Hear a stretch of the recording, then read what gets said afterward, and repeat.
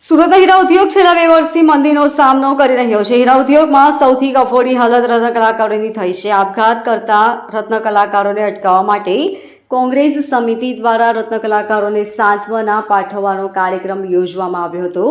રત્ન કલાકાર હિત રક્ષક સમિતિના કાર્યકર્તાઓ માનગઢ ચોક ખાતે એકઠા થયા હતા। સાથે જ સરકાર પાસે હીરા ઉદ્યોગ માટે ખાસ પેકેજ સહિતની માંગ સાથે ધરણા કરવામાં આવ્યા હતા। રત્ન કલાકારોનું હિત સર્વોપરી અને મંદીના કપરા સમયમાં અમે તમારી સાથે છીએ તેવા પોસ્ટરો હાથમાં લઈ રત્ન કલાકારોને સહાનુભૂતિ કોંગ્રેસે પાઠવી હતી। કોંગ્રેસના મીડિયા કન્વીનર કલ્પેશ બારોટે કહ્યું કે આ દિવસો પણ ચાલ્યા જશે, સમયને થોડો સમય આપો, જીવન અમૂલ્ય છે, આત્મહત્યા કોઈ જ ઉકેલ નથી। રાજ્ય સરકાર જો રત્ન કલાકારો સામે નહીં જુએ અને યોગ્ય પગલાં નહીં ઉઠાવે તો કોંગ્રેસ જલદ આંદોલન કરશે।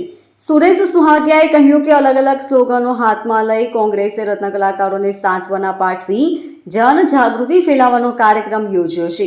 રત્ન કલાકારના આપઘાતના કિસ્સા પણ સામે આવે છે, ત્યારે આ કપરા સમયમાં રત્ન કલાકારોની પડખે કોંગ્રેસ આવી છે।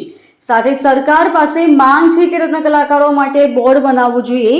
હીરાના કારખાનાઓ રત્ન કલાકારોને કોઈ જ નિયમ પ્રમાણે પીએફ સહિતની વસ્તુઓ આપતો નથી, ત્યારે રત્ન કલાકારોના મોત પર સહાય આપવામાં આવે તેવી માંગ કરાઈ છે।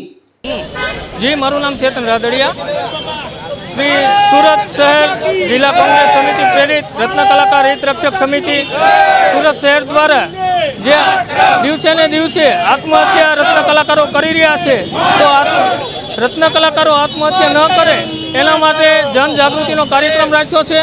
कारण के जे आ नपट सरकार एक वेपारी सरकार होय ए रीते जे टेक्स ने वेट उघरावी रही छे एना बदलामां કંઈ આપતી નથી રહી, એટલા માટે જે રત્ન કલાકાર છે તે દિવસે ને દિવસે અકળાઈ રહ્યો છે, એટલે એ અકળાય નહીં એના માટેનો અમારો પ્રયાસ છે। Bureau report LK star news, Surat.